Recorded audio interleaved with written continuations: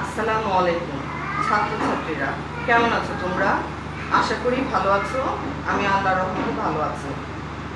আজকে আমি তোমাদের ক্লাস নিতে যাচ্ছি পিটুইটারি গ্রন্থি সম্পর্কে। পিটুইটারি গ্রন্থির কথা বলতে গেলে প্রথমেই আমাকে বলতে হবে অন্তঃক্ষরা গ্রন্থি সম্পর্কে। অন্তঃক্ষরা গ্রন্থি যদি বলি, তাহলে অন্তঃক্ষরা গ্রন্থির আরেক নাম হচ্ছে অনালী গ্রন্থি।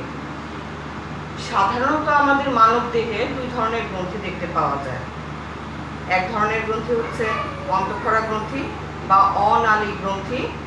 আরেক ধরনের গ্রন্থি থাকে যারা হচ্ছে স্বনালী গ্রন্থি বা বহিঃক্ষরা গ্রন্থি। এখন যদি বলতে যাই তাহলে অনালী গ্রন্থি আর স্বনালী গ্রন্থি। স্বনালী গ্রন্থি সেই গ্রন্থি যে সকল গ্রন্থির ক্ষরণ সাধারণত নালীর মাধ্যমে শরীরের হয় অভ্যন্তরে থাকবে কিংবা বাইরের দিকে রস নিঃসরণ হয়ে যাবে। তার মানে নালীর মাধ্যমে এক স্থান থেকে অন্য স্থানে রস আদান প্রদান হবে।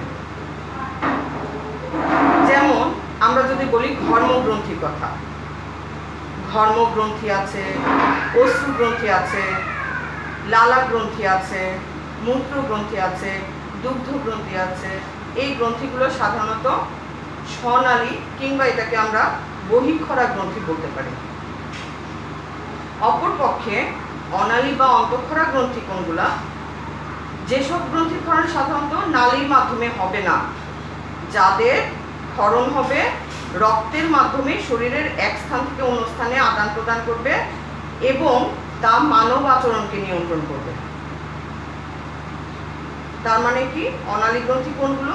যে সকল গ্রন্থির ক্ষরণ সাধারণত রক্তের মাধ্যমে শরীরের এক স্থান থেকে অন্য স্থানে আদান প্রদান করে মানব আচরণের সাথে নিয়োজিত থাকবে, তাদেরকেই সাধারণত অনালী গ্রন্থি বা অন্তঃক্ষরা গ্রন্থি আমরা বলতে পারি। এই যে অনালী গ্রন্থি থেকে যেসব যে আমরা বলছি যে ক্ষরণ, আসলে কি ক্ষরিত হয়? রস যে ক্ষরিত হয়, কিসের রস? এই যে অনালী গ্রন্থি থেকে যে রসক্ষরণ হয় তাদেরকেই সাধারণত আমরা হরমোন বলি। আমরা কিন্তু অনেকেই জানি হরমোন বিভিন্নভাবে আমাদের আচরণকে নিয়ন্ত্রণ করে। এই অনালী গ্রন্থিগুলোই সাধারণত বিভিন্ন ধরনের হরমোনকে এক স্থান থেকে অন্য স্থানে আদান প্রদান করে। এই আমাদের মানবদেহে সাধারণত এরকম অনালী বা অন্তঃক্ষরা গ্রন্থি 8 ধরনের আছে। 8 ধরনের কি কি? যেমন পিটুইটারি গ্রন্থি আছে, থাইরয়েড গ্রন্থি আছে, প্যারাথাইরয়েড গ্রন্থি আছে, অ্যাড্রিনাল গ্রন্থি আছে, অগ্নাশয় আছে, যৌন গ্রন্থি আছে, পিনিয়াল গ্রন্থি আছে, থাইমাস গ্রন্থি আছে। এই 8 ধরনের অন্তঃক্ষরা গ্রন্থি প্রত্যেকটা মানব শরীরে দেখতে পাওয়া যায়। এই অনালী গ্রন্থিগুলোর মধ্যে আবার সর্বাপেক্ষা গুরুত্বপূর্ণ, সবচেয়ে গুরুত্বপূর্ণ হচ্ছে আমাদের এই পিটুইটারি গ্রন্থি। তোমরা দেখতে পাচ্ছ আমি পিটুইটারি গ্রন্থির ছবি এঁকেছি বোর্ডে। তা এই পিটুইটারি গ্রন্থি কিন্তু সাধারণত তোমরা খুব শুনলে অবাক হবে, পুরুষ দেহের তুলনায় নারী দেহেরটা একটু বেশি বড়। তার মানে আমাদের মহিলাদের দেহের যে পিটুইটারি গ্রন্থি সেটা একটু বড়। আরেকটা কথা, পিটুইটারি গ্রন্থি কোথায় অবস্থিত? আমাদের মস্তিষ্কের সম্মুখ অংশে। গত ক্লাসে আমি পড়িয়েছিলাম গুরু মস্তিষ্ক, সেই গুরু মস্তিষ্কের নিচেই আমাদের এই পিটুইটারি গ্রন্থির অবস্থান। তাহলে অবস্থানের কথা জানতে পারলাম। পিটুইটারি গ্রন্থি কোথায় অবস্থিত? আমাদের মস্তিষ্কের সম্মুখ অংশে গুরু মস্তিষ্কের ঠিক নিচেই আমাদের এই পিটুইটারি গ্রন্থির অবস্থান। এখন যদি বলি আকারে দেখতে কেমন? পিটুইটারি গ্রন্থি সাধারণত আকারে একটু ডিমের মতো। আবার এটা আয়তনে যদি বলি, আয়তনে হচ্ছে মটর দানার মতো।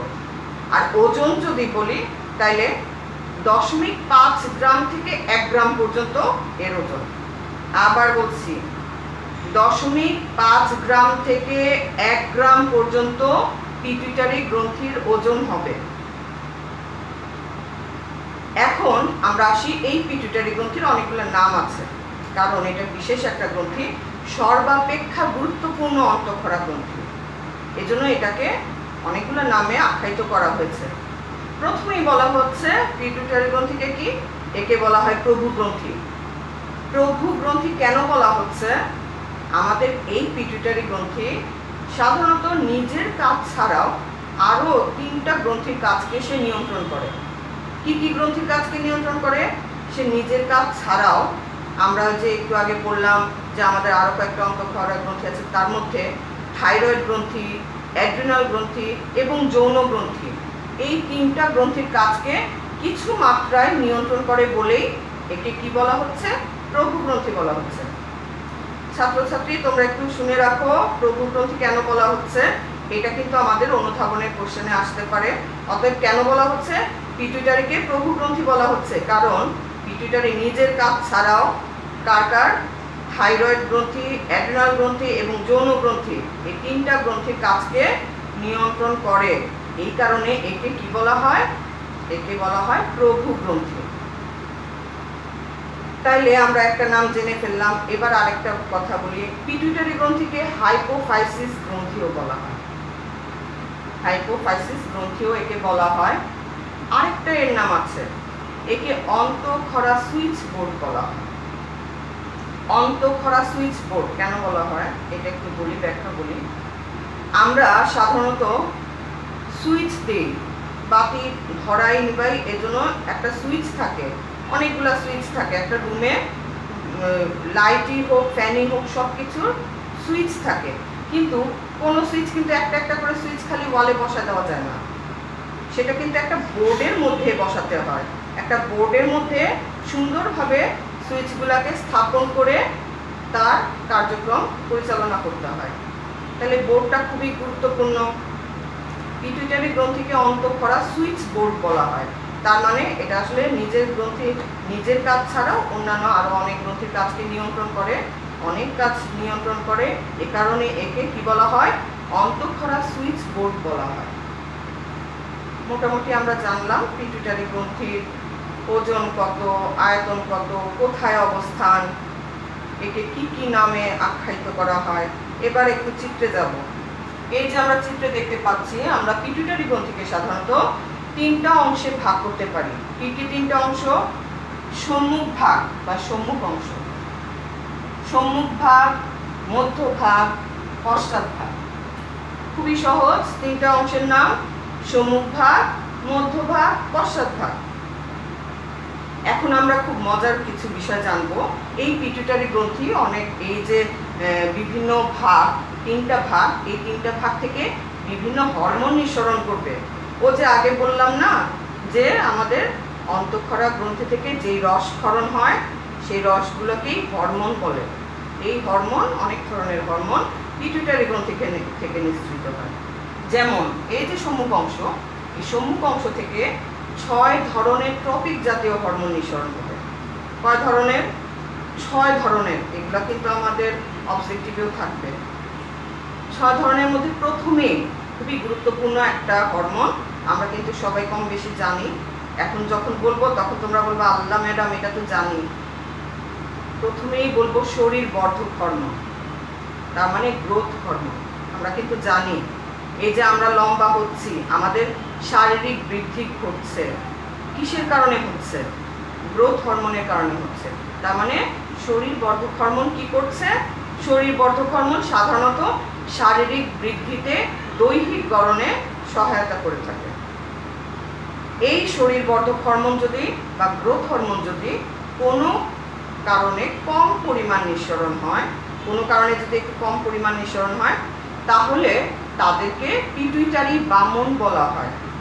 আমরা বামন মানুষ দেখছি না, ছোট ছোট, হ্যাঁ, আমরা কিন্তু অনেকে দেখছি যে বামন যারা হয় তারা কীরকম হয়। নর্মাল বডিটা নর্মাল মানুষের মতোই, হাত পাগুলো একটু পুতুলের মতো ছোট ছোট, হ্যাঁ। এই মানুষগুলোকে সাধারণত কি বলা হয়? পিটুইটারি বামন বলা হয়। কেন ওদের ওই আকৃতি, খর্বাকৃতি কেন হয়? কারণ ওদের এই যে মাথার যে পিটুইটারি গ্রন্থি, এখান থেকে শরীর বর্ধক হরমোন কম নিঃসরণ হয়, যেই কারণে এরা সাধারণত খর্বাকৃতি হয়। এদেরকে কি বলা হয়? পিটুইটারি বামন বলা হয়। আবার অল্টারনেট, যদি কারো এই পিটুইটারি গ্রন্থি শরীর বর্ধক হরমোন বেশি পরিমাণ নিঃসরণ হয়, মানে অধিক পরিমাণ নিঃসরণ হয়, তাইলে আবার উল্টা হয়ে যাবে। কি হবে? পিটুইটারি দত্ততে পরিণত হবে। পিটুইটারি দত্ত আমরা কিন্তু অনেক দেখি, 6 ফিটের বেশি লম্বা,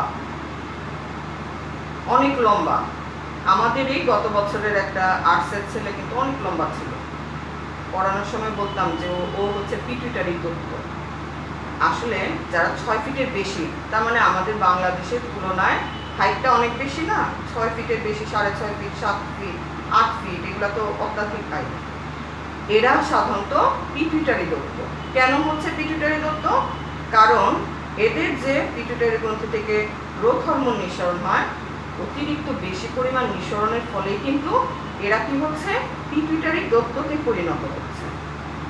তাহলে দেখো আমরা কত মজার মজার বিষয়গুলো জানতে পারছি। আসলে কিন্তু মনোবিজ্ঞান খুব ইন্টারেস্টিং একটা বিষয়। এর থেকে আমাদের ভেতরের অনেক কিছু আমরা জানতে পারি। আচ্ছা, এবার আরেকটা কথা বলি। এই যে আমাদের পিটুইটারি গ্রন্থি কিন্তু আমাদের আচরণকে নিয়ন্ত্রণ করে।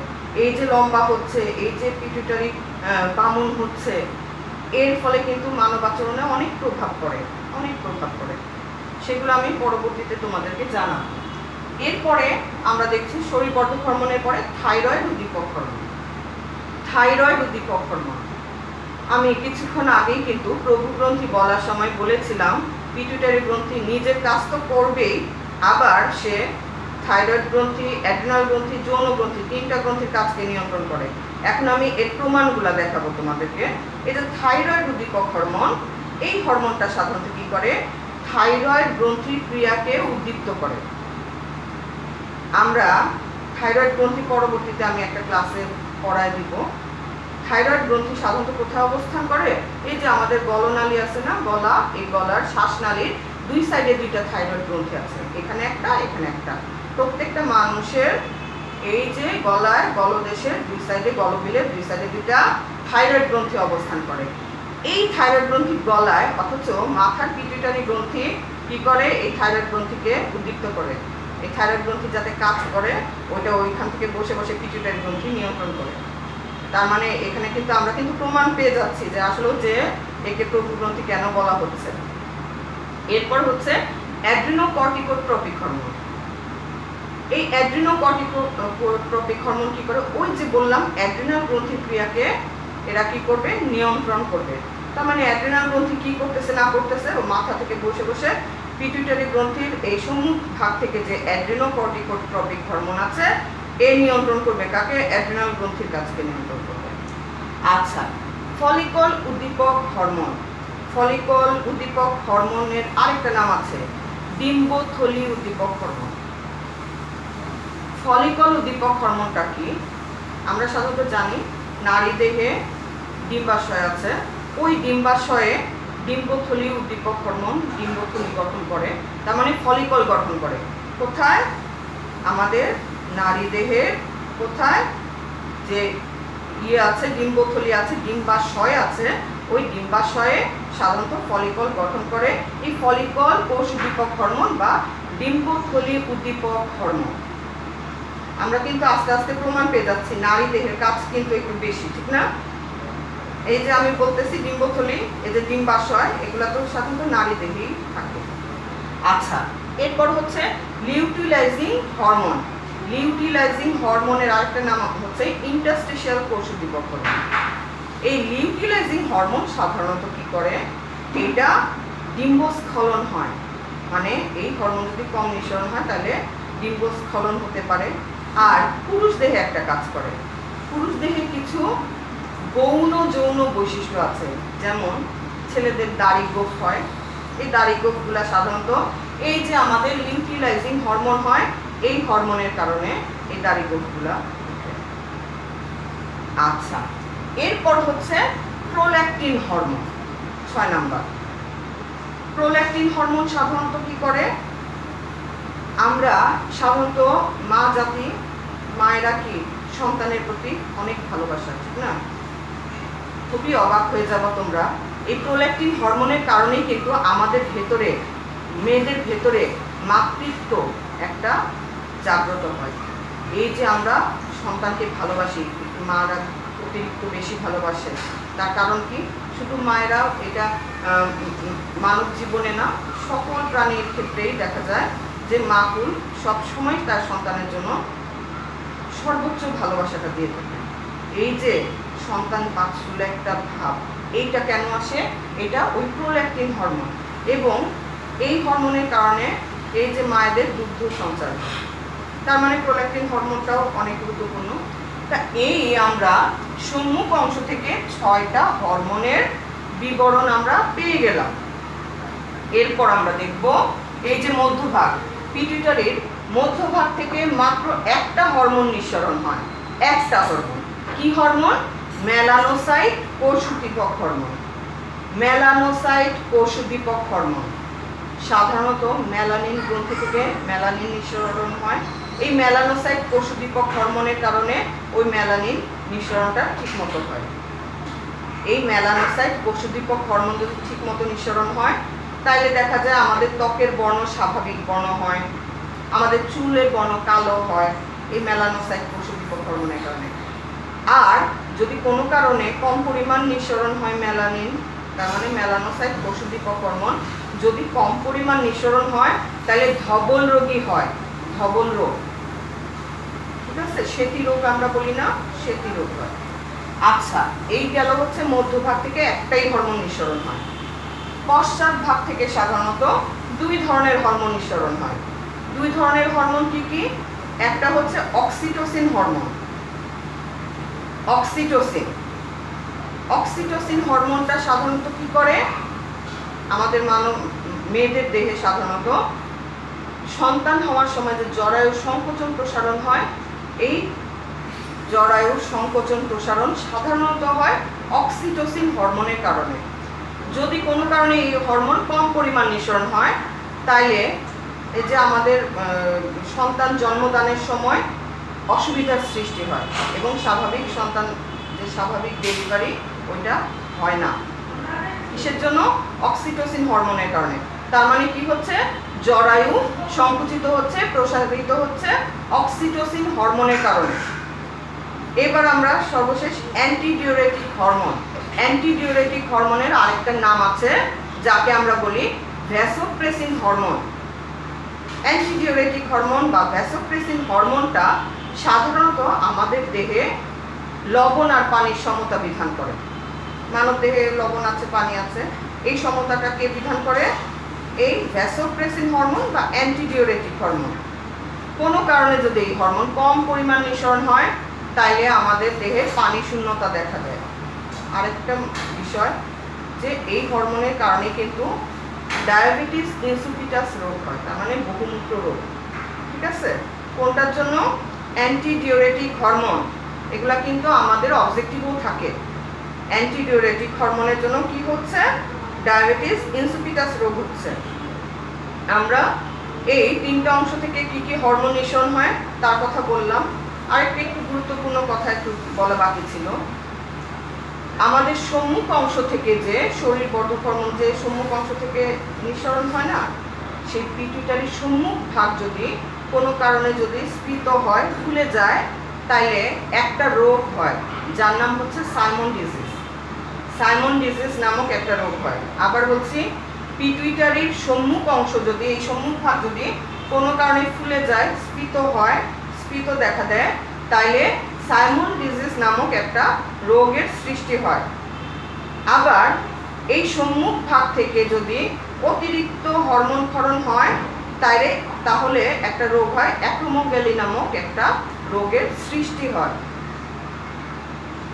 তাহলে ছাত্রছাত্রীরা, আজকে আমি তোমাদের আমাদের অন্তঃক্ষরা গ্রন্থি, যে অন্তঃক্ষরা গ্রন্থি হচ্ছে আমাদের আচরণের সাথে জড়িত, মানব আচরণের সাথে জড়িত, যে কারণে কিন্তু অন্তঃক্ষরা গ্রন্থিকে মনোবিজ্ঞানের বিষয় গণ্য করা হয়।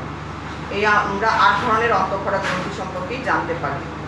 এই গ্রন্থিগুলোর মধ্যে সর্বাপেক্ষা গুরুত্বপূর্ণ যে গ্রন্থিটা পিটুইটারি গ্রন্থি, যেটা আমাদের কোথায় অবস্থিত?